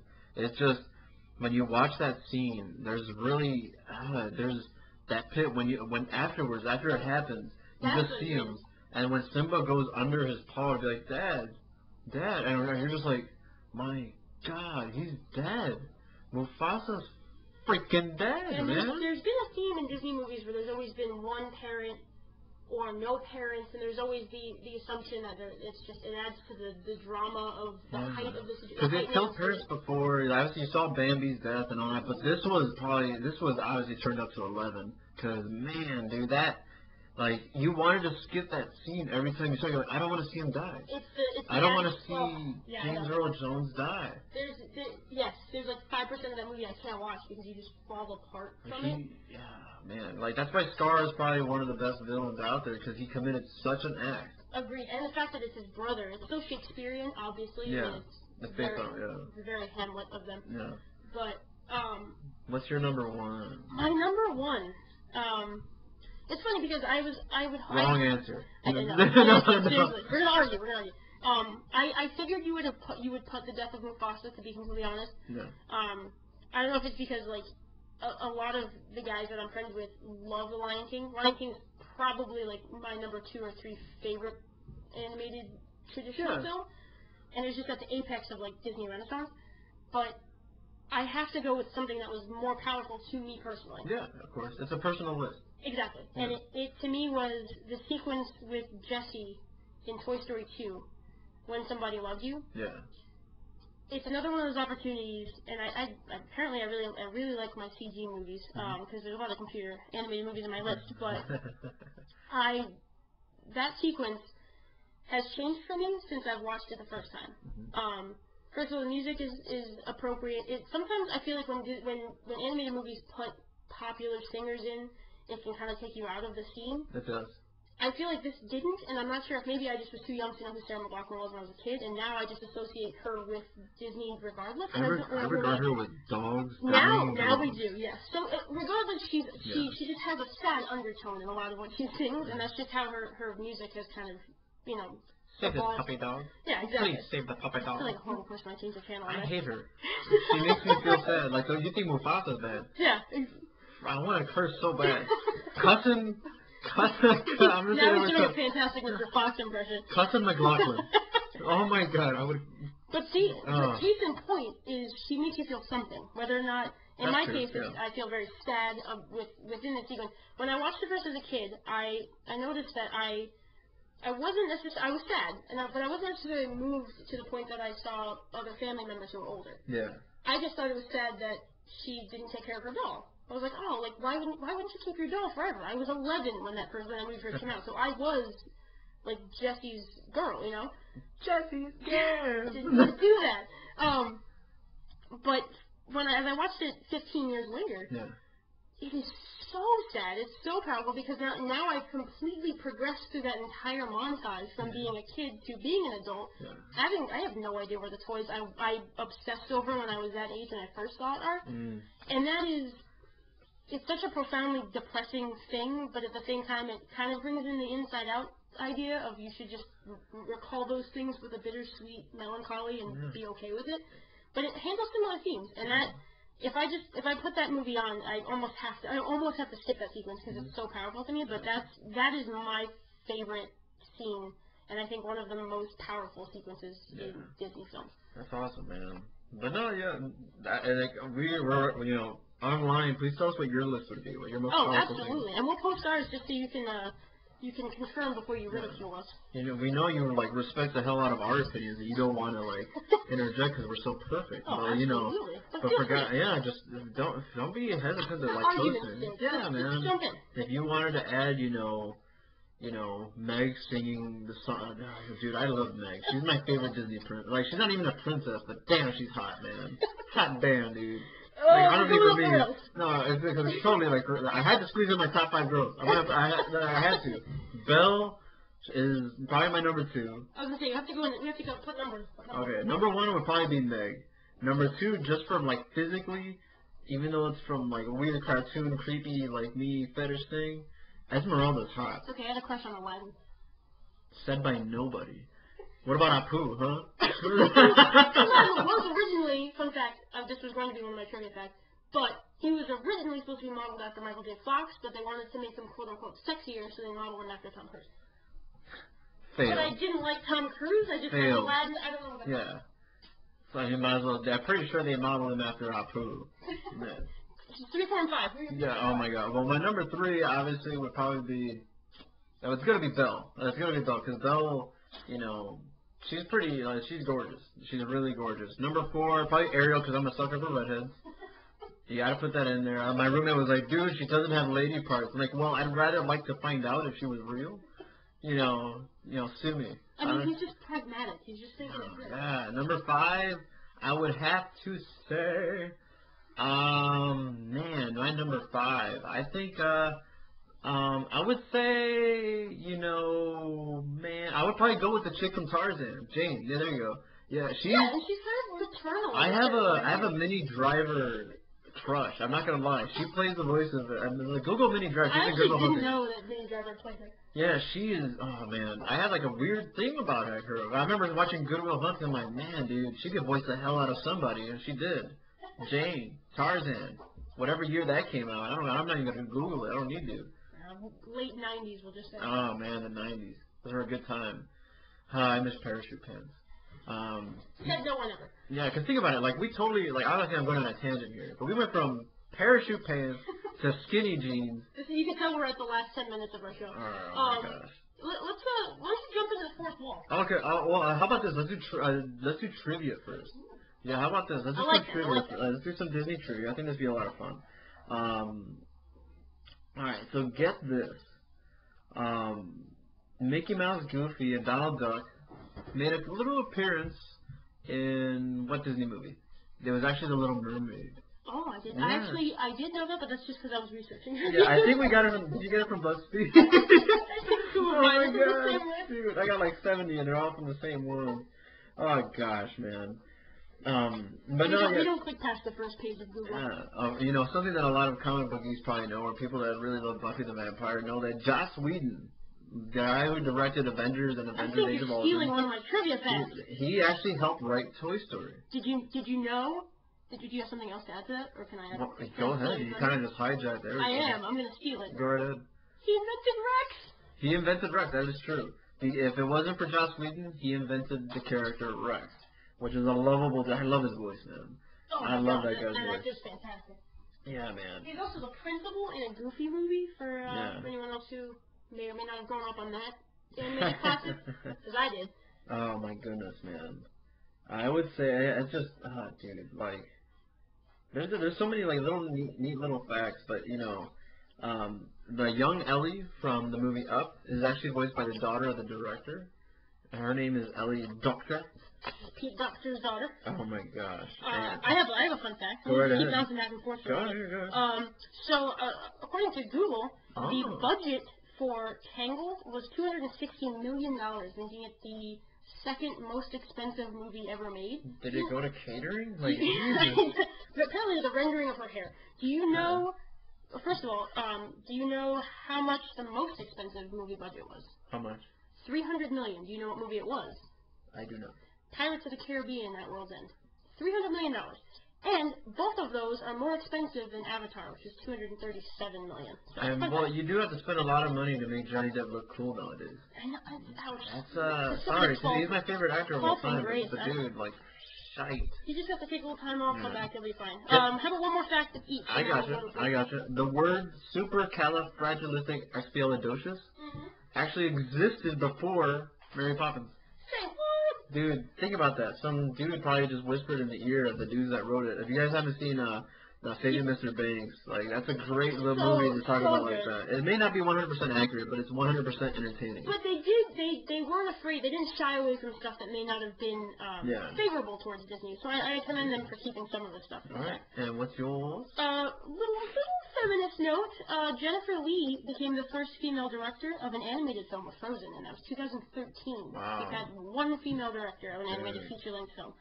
Well, Disney's kind of spiteful like that, because get this, Sleeping Beauty, when it was released in 1959, was a huge flop, actually. I heard that, actually. And it resulted in a lot of layoffs. And because of that, it was the last Disney princess movie until The Little Mermaid 30 years later. That is insane. Yeah, man, it's kind of disturbing. It's like, you just don't blame it on the chicks.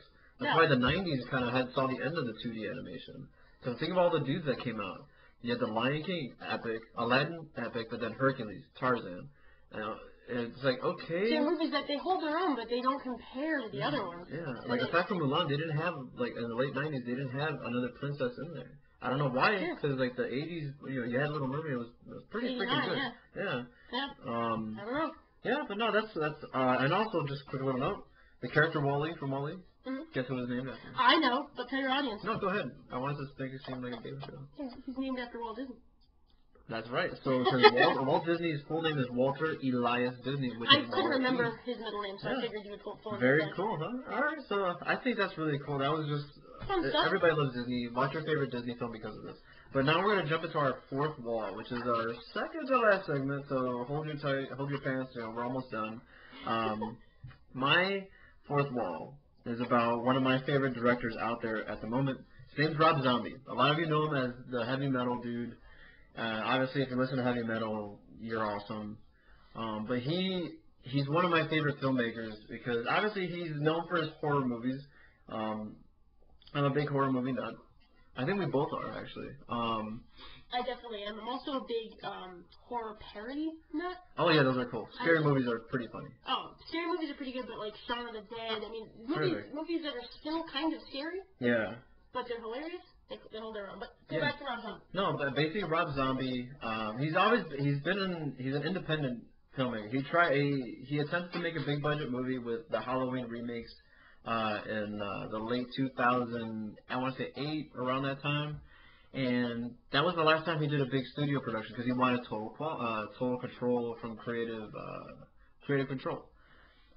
So he did his own thing. His last film was Lords of Salem, which was beautifully done. If you haven't seen that, check it out. But basically, my fourth wall is kind of also like a little news segment because he's going to actually be taking on the biopic for the Groucho Marx characters, the actors who kind of portrayed them. I'm intrigued by this. Go on. There was a biography released called Raised Eyebrows, where a reporter stayed with Groucho Marx during the last years of his life.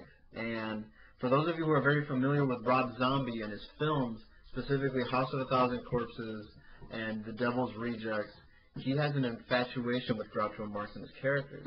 And it's interesting that he finally gets to do this movie because he's always hinted at it in every film that he's done. Right now he's shooting the film 31, which is going to be, I believe, released this year. It's basically about a group of killer clowns. Oh, that's terrifying. I would love to see that. But, yeah, you will. But basically, this is really cool. I think this is a good marriage of inspiration an opportunity because he's always imagine having the opportunity to tell the story of probably your favorite filmmaker or favorite storyteller or favorite entertainer. That's what Rob Zombie is doing right now, and he's an amazing director. And you give him the opportunity to say, you know what, he's gonna have the pressure to make his best movie. Yep. He wants to tell the story right, and I think it's a weird marriage. It's a weird marriage, and like. And he has a quote here, and he's saying, "I have been a huge fan of Groucho Marx ever since I was a child, and I've read countless books on the comic legend. But after reading the book Raised Eyebrows, a totally new perspective on Groucho's life emerged. I immediately saw the project as Groucho's Sunset Boulevard, and knew I had to bring it to the big screen. It is a sad, funny, and very dark tale of one of Hollywood's greatest stars during his final years." And it sounds really cool, because this is gonna get zombified. That's the thing. Like, if you want to understand Rob Zombie, watch House of a Thousand Corpses. It's his first film. I've seen bits and pieces of it. And it's really, this is the thing. Just a heads up. It's really disturbing. It's not one of those films where it's not your typical horror film that kind of it's not a jump scare. This is actually visually disturbing. Kind of like it takes what that's why like when I watch Pinocchio's drunken episode. You get Rob Zombie. You watch his music videos. That's what it feels like. Right. And not all and Rob Zombie, I'm proud of him because he's grown so much as a filmmaker. And the one thing he always says is art isn't safe. So his art, like his art, his music, and his movies are not to please everybody. He's like, look, it's not gonna make you feel good at the end. That's not my point. I'm gonna make a movie the way I want to tell a story. That's it, and that's why I'm really excited about this, because it's his first biopic, and it takes another step in his film development, and I'm really excited about it. Super intriguing. When is this supposed to come out? There's no release date yet, but he's developing it as we speak. Okay, so probably a couple years from now we'll have a pretty good zombie film not zombie movie, but you know what I mean. Yeah, I love it. You check out his film work as a whole. You guys are really big. Definitely an unorthodox pick, and worth checking out. Nice. I'm just gonna close it out with an animation theme to just bookend how we've been doing a lot of animation. It's all good. So this is I actually kind of wrote it out because it's a little easier for me to just articulate that way. Yeah. I owe a debt of gratitude to John Lasseter, being one of the most important filmmakers of my childhood, and perhaps only second to maybe Steven Spielberg. So this is just literally a thank you note to him. Thank you for starting your Disney career as a Jungle River cruise skipper at Disneyland. Thank you for making your way to the feature animation department at Disney. Thank you for seeing the potential of computer animation and pitching its inclusion in The Brave Little Toaster. Thank you for getting fired for this idea. Thank you for not giving up, and joining forces with Lucasfilm. And thank you to Steve Jobs, who eventually helped make Pixar what it is by buying parts of Lucasfilm. Neat fact. Thank you for Toy Story. It's the first movie I remember seeing in theaters, and it's still one of the best and most important movies I've ever seen. Thank you for the famous lunch. Now, we haven't had lunch, trust me, I would have remembered. But between him, Andrew Stanton, Joe Ranft, and Pete Docter, a single lunch that ultimately saw the creative development of A Bug's Life, Monsters, Inc., Finding Nemo, and WALL-E in one lunch. Thank you for agreeing to become Chief Creative Officer of both Pixar and Disney Animation when Disney bought Pixar outright in 2006. Thank you for reintroducing the animated short to theaters. It's an amazing opportunity to see the talent being groomed at both Disney Animation and Pixar. Thank you for reinvigorating Disney Animation, starting with the underrated Meet the Robinsons, of which over half the first cut of the movie changed for the better, I might add, as a result of your fixes. And since then, Disney Animation has undergone a bit of a renaissance, a return to form that it hadn't seen in years. Now, most people can't tell the difference between Disney Animation films and Pixar films, and that's a good thing, and for that, I thank you. Thank you for your commitment to incredible storytelling, your innovative spirit, and most importantly, your Hawaiian shirts. I also worked, albeit briefly, at a Walt Disney Park, except I was in Orlando, and I didn't work on the Jungle River cruise. I worked at Toy Story's Midway Mania. How about that? Thank you, John Lasseter, for all that you do. Wow. That was just me, a little love letter for meaning to say, and I can pretend like I was talking to him for a few minutes. And honestly, that's the thing. That's why we love animation. We all love our interesting things. Like I remember I talked to you about how, even though a lot of them are viewed cheesy, like the comic book animated films are actually better than the normal films that they made. Like before Batman Begins, Batman Mask of the Phantasm, which came out in 1994. Post a link of that, because I feel like people would really appreciate it. If you haven't seen Batman Mask of the Phantasm, before Batman Begins and Chris Nolan came in, it was the best Batman film ever made. And there was a cluttered Batman film in the 80s. Think about it, that includes Tim Burton's Batman. Mm-hmm. It was the best of everything. Check it out. Google it. It came out in '94. You could it's not on YouTube, but you can see the making of on YouTube, and it's really terrific insight. That's cool. Yeah. So now we're gonna close off with our tip of the hat. So probably one of the most important films ever made, and it's such an orthodox idea, but because when you think about it, imagine the pitch. Hey, we're gonna go shoot a shark near a beach, and they're gonna be like these 3 non-movie star dudes, and that's what I want to make. Yeah, we're gonna shoot it with by the way, first-time director, and we're gonna shoot on the ocean the entire time. And by the way, the shark's never gonna work. Ever. Yeah. That investment is going to be a waste of money. What movie are we talking about? Talking about Jaws. Oh my God! It's the 40th anniversary of the release of Jaws, and of course, as you know, was the birth of the mega star that is Steven Spielberg. Yes, and the rise of the summer blockbuster. Yes, that movie kicked off. Obviously, Star Wars eventually became the juggernaut everybody knows. A couple years later. Yeah, but Jaws was the one that gave studios potential to say, hey, we can make these really out there ideas, whether it be action, suspense, or anything like that, and we can make major bank. People will flock to the movie theater to see this stuff. Yeah. And man, dude, that movie, it's like I referenced it before. You watch Predator, you watch any movie nowadays. This year's not this year, but recently Godzilla, the remake that came out a couple of years ago, or a year ago, I want to say. Mm-hmm. That one stole hints to Jaws. It keeps getting referenced throughout years. It set the bar, and even if you're not meaning to, yeah. If you make a film anywhere near that genre, mm-hmm. you're going to have to source that. It's amazing. And all the performances are pretty good too. It's not the fact they made the shark work is amazing, because if you watch the documentary of how that's made, the one thing that everyone on set will say, the freaking shark never worked, which is a blessing, actually. It's a blessing. For sure, and it's one of those things where they may have wanted to show that shark more than they did, and it would not have. Not only would the shark not have worked, but the storyline would not have developed the way that it did. I mean, it takes about an hour and a half almost to really get to see the shark. I mean, it's incredible. And you care about the characters, and the characters too are really well developed. Like Robert Shaw. And he plays the character Quint. He's like the badass fisherman that scratches the board in the back. He gives probably one of the great monologues in film history, man. And when he starts talking about when he was on the USS Indianapolis. Yeah, I would argue that's probably one of the best scenes. And he's just with his grizzled accent, talking about when he saw a shark face to face, as eyes as a dog's eyes, and I'm like, it's amazing. You almost can't hear everything he's saying. Yeah, he's terrific. And the way he dies remind me if I'm wrong, but there was no music there. It was like he's just gonna die. And you just hear the sound effects. He's just it kind of ruined my childhood a little bit because I watched that. But man, that movie is, thank you so much. That movie influenced us all. It was a great horror movie. It was a great action movie, but it was a great movie. Period. Don't try to categorize it. It's a great movie. And it's playing in limited release this week. I think it was over the weekend it played, and I believe Wednesday the 24th, if it hasn't already passed. So, yeah. But no, we wanted to give our subtle tip of the hat and happy birthday to them. But that wraps up our show. Yeah, it's been a good episode. I mean, all animation related, which is our passion. Yeah. Hope you guys learned maybe something from it. Yeah, and if you have a movie that, for instance, we do the retro reel. We didn't do it this week because we wanted to talk about a bunch of movies that are together.